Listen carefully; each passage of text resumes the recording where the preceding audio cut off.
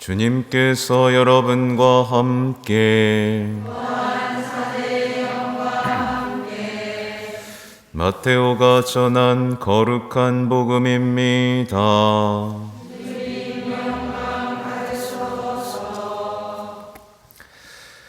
그때 예수님께서는 군중을 보시고 산으로 오르셨다. 그분께서 자리에 앉으시자 제자들이 그분께 다가왔다. 예수님께서 입을 여시어 그들을 이렇게 가르치셨다.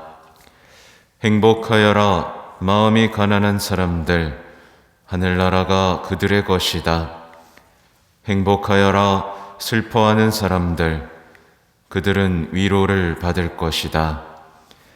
행복하여라 온유한 사람들, 그들은 땅을 차지할 것이다. 행복하여라 의로움에 줄이고 목마른 사람들, 그들은 흡족해질 것이다. 행복하여라 자비로운 사람들, 그들은 자비를 입을 것이다. 행복하여라 마음이 깨끗한 사람들, 그들은 하느님을 볼 것이다. 행복하여라 평화를 이루는 사람들, 그들은 하느님의 자녀라 불릴 것이다. 행복하여라 의로움 때문에 박해를 받는 사람들, 하늘나라가 그들의 것이다. 사람들이 나 때문에 너희를 모욕하고 박해하며 너희를 거슬러 거짓으로 온갖 사악한 말을 하면 너희는 행복하다. 기뻐하고 즐거워하여라. 너희가 하늘에서 받을 상이 크다. 주님의 말씀입니다.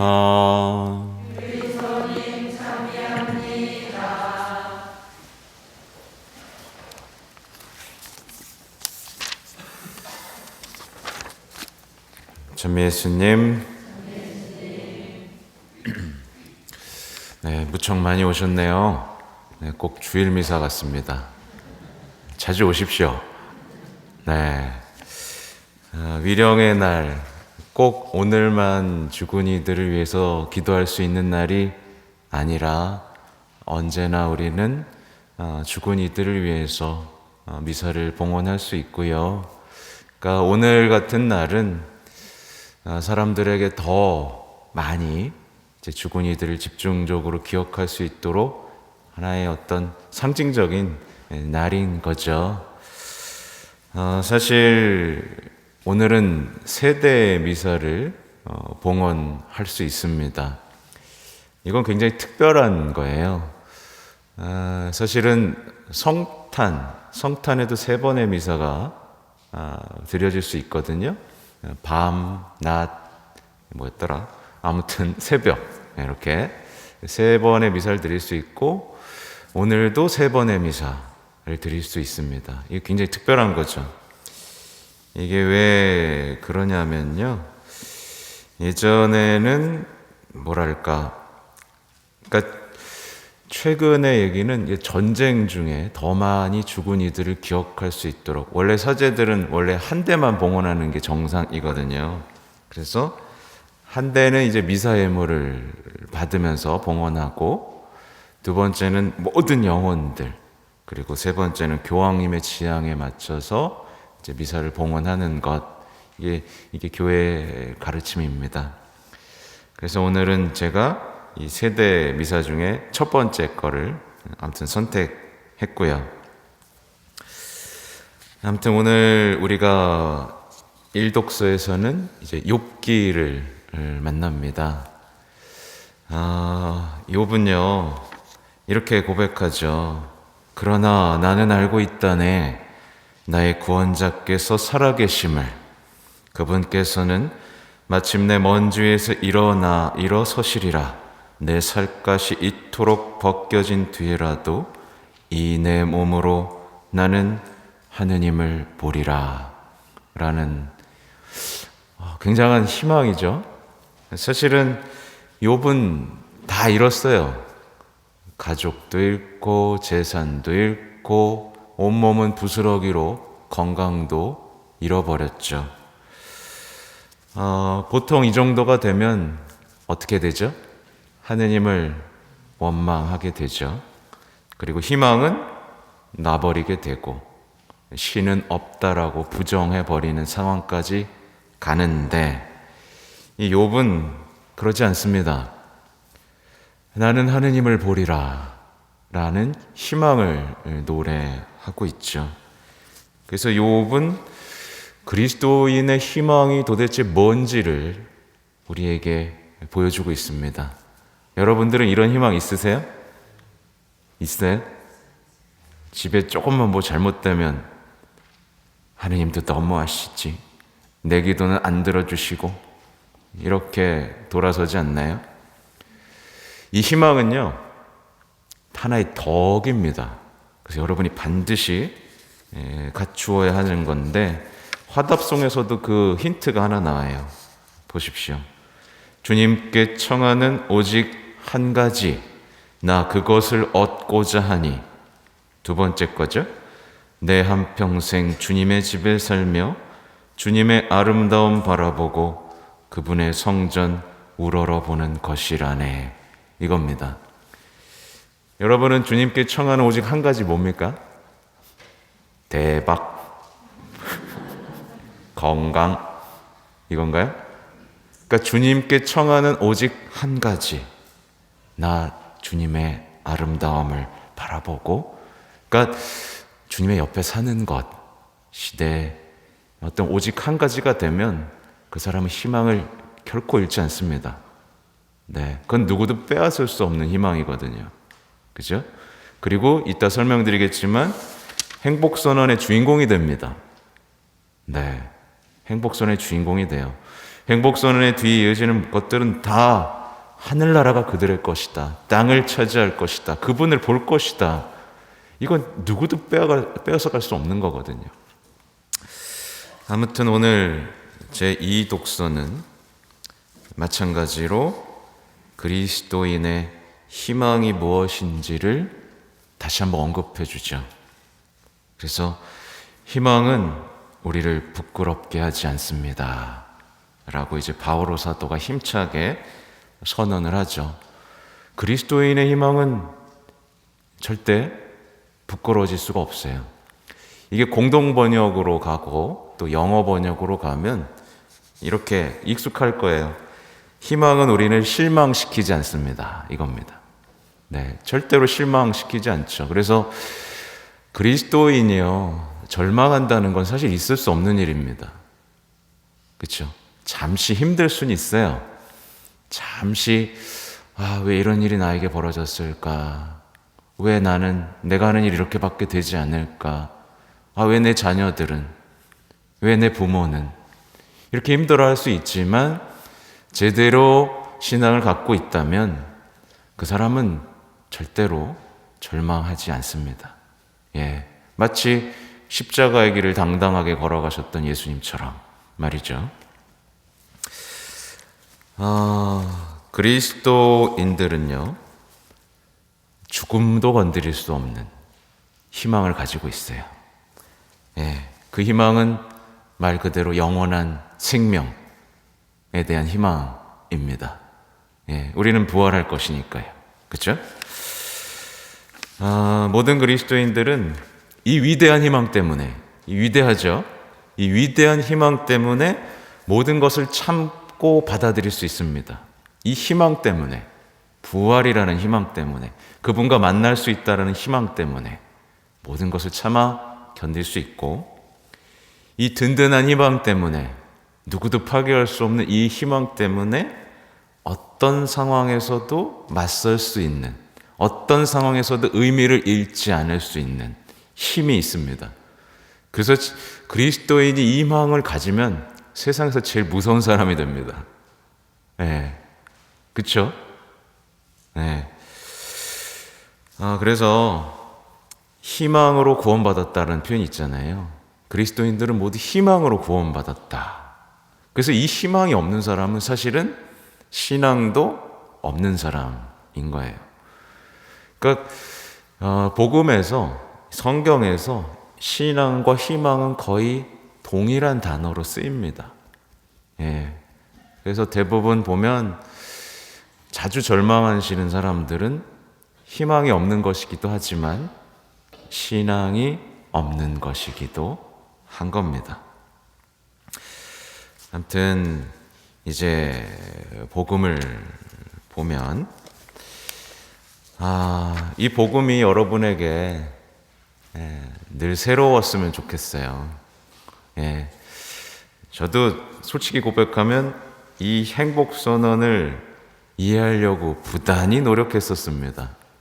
행복선언에 대한 글도 많고요, 가르침도 많아요. 근데 아무리 읽어도 이건 이해가 안 되는 겁니다. 근데 사실은 어제도 제가 말씀을 드렸지만 이 행복선언이 주인공이 되려면 뭐예요? 나에게 선포된 복음에 응답하고, 그래서 예수님, 그러니까 그분을 보리라는 희망으로 복음을 힘차게 선언하는 사람들은 이 행복선언이 너무나 이해가 잘 됩니다. 네, 이해가 잘 되시는 분? 네, 부끄러워하지 마세요. 그럼 이해가 안 된다. 이조조도 아닙니까? 그래서 제가 특별히, 그러니까 교황님도요, 이 행복선언으로 이 교리 교육을 한번 하신 적이 있어요. 그래서 사실 이 행복선언을 정말 제대로 설명하려면 한 달이 모자라죠. 그렇죠? 매주 한다고 하더라도 거의 한 20일 이 정도는 해야 우리가 이해할 수 있겠는데, 아무튼 거기서 오늘 잠깐 보고 싶은 건 8절이에요. 행복하여라 마음이 깨끗한 사람들, 그들은 하느님을 볼 것이다, 이겁니다. 여러분 하느님 봅니까? 모든 상황에서? 네. 보통 예를 들면 우리 이태원 참사와 같은 상황에서도 마음이 깨끗한 사람들은 하느님을 발견합니다. 그렇죠? 근데 마음이 깨끗하지 못한 사람들은 어떻게 해요? 거기서 절망하기도 하고 누군가의 책임을 추궁하는 가운데 하느님이 계시기나 해 라는 마음속으로 빠져들고 어두워지기 시작하죠. 하지만 마음이 깨끗한 사람들은 어디에나 계시고 함께 울고 계시고 또 모두를 구원하고 싶으신 하느님을 봅니다. 아무튼 마음이 깨끗한 사람들은 하느님을 보게 될 것이다 라는 이 한 줄의 복음이 우리를 마음을 깨끗하게 만들도록 재촉하죠. 그렇죠? 우리의 마음이 부디 새 속에 물들지 않기를, 그 어떤 더러운 것에도 물들지 않기를, 그래서 내가 하느님을 볼 기회를 놓치지 않기를 계속해서 재촉을 합니다. 아무튼 그런 의미에서 이 행복선언은요, 그리스도인으로서 가야 할 올바른 방향이 무엇인지를 생각하게 하죠. 그러니까 나침반 같은 겁니다. 행복선을 보면서 위로를 받을 것이라고, 땅을 차지할 것이라고, 자비를 입을 것이라고, 하나님의 자녀로 불릴 것이라고, 그래, 그럼 이렇게 살아야겠다. 이게 뭔지 모르겠지만 나도 그렇게 한번 살고 싶다 라는 어떤 나침반이고 우리의 방향을 제시해 주죠. 아까도 말씀드렸지만 행복선언에서 행복선언을 이해하려면 마지막 부분을 보시면 돼요. 사람들이 나 때문에 너희를 모욕하고 박해하며 너희를 거슬러 거짓으로 온갖 사악한 말을 하면 너희는 행복하다, 기뻐하고 즐거워하여라, 너희가 하늘에서 받을 상이 크다. 이게 뭐예요? 복음을 선포하는 이들의 행복이라는 뜻이겠죠. 너무 명확하게 나오죠? 네. 그래서 복음을 선포하지 않고도 행복할 수 있으리라는 착각은 빨리 없애셔야 됩니다. 복음을 선포하면 불행해질 거라는 확신도 빨리 이제 버리셔야 돼요. 그리스도인들은요, 반드시 복음 선포를 위해 살아야 되고, 그것이 여러분이 기뻐하고 즐거워할 수 있는 이유가 되어야 합니다. 그래서 복음 선포를 안 한 사람들은요, 누가 모욕하고 조금만 뭐라 그래도 어때요? 행복해요? 최악의 불행을 겪죠. 예. 근데 복음을 선포하는 사람들을 누가 모욕해도 행복합니다. 왜? 나는 사랑했고 복음을 전하고 있다는 것을 믿기 때문에, 복음이 내게 이루어졌기 때문에 행복하죠. 제가 지금 써놓은 대로 안 하고 막 하고 있어요. 그래가지고 갑자기 어떻게 연결해야 되나 모르겠네. 흔히요, 제가 하려고 했던 말은 뭐냐면, 이게 오랫동안 교회가 2000년대부터 일치운동을 좀 많이 했거든요. 그러다 보니까 저는 이게 좀 폐해가 됐다라고 분명히 생각하는데, 불교와 가톨릭 교회의 교리가 비슷하다고 생각하는 사람들이 생각보다 많습니다. 비슷해요? 안 비슷해요. 그래서 막 명동성당에 스님이 와서 강의도 하고, 그죠? 예. 그래서 막 절에 갔다가 성당 왔다가 실제로 불자가 된 수녀님도 있어요. 그럴 정도로 안타까운 거죠. 불교와 가톨릭 교회의 가르침은 전혀 다릅니다.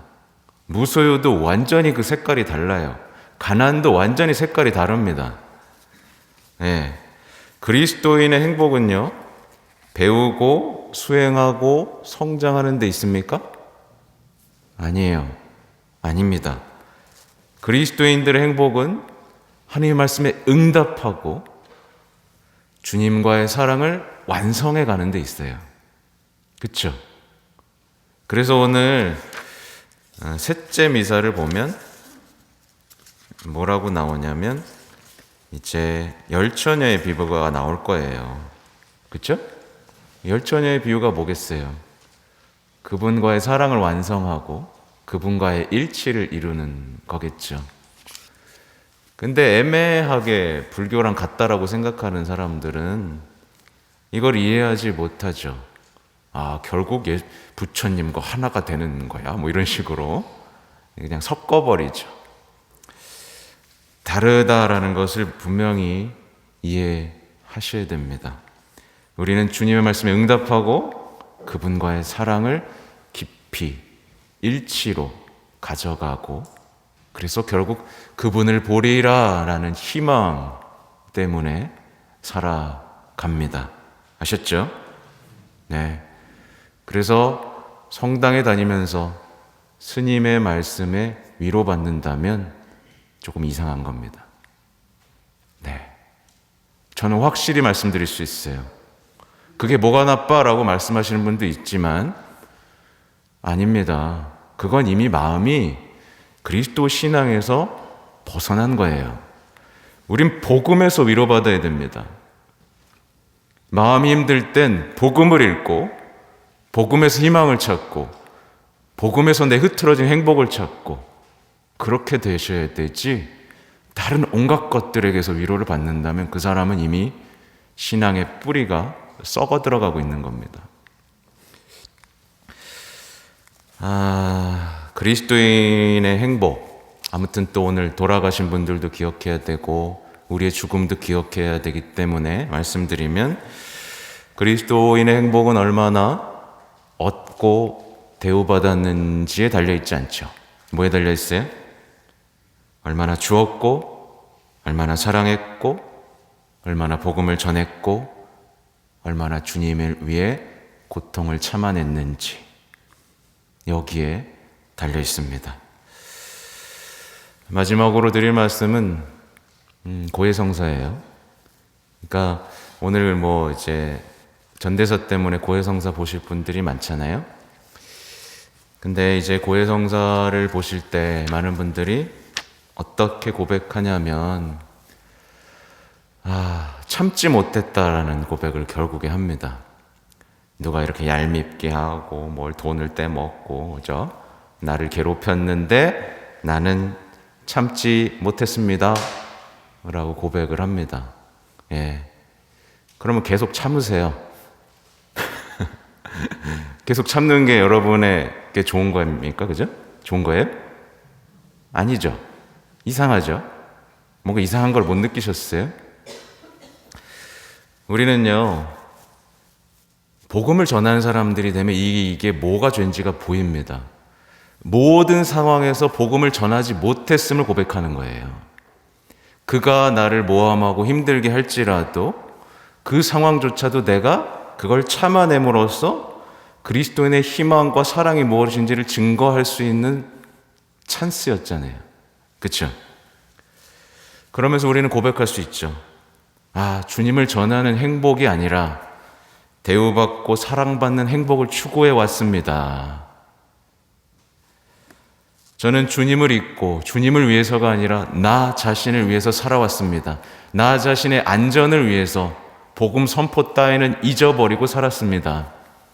그래서 늘 누가 나를 모함하고 누가 나에게 잘못한 일을 할 때 화만 냈고 참는 것에서 내가 잘하고 있다라고 생각했습니다.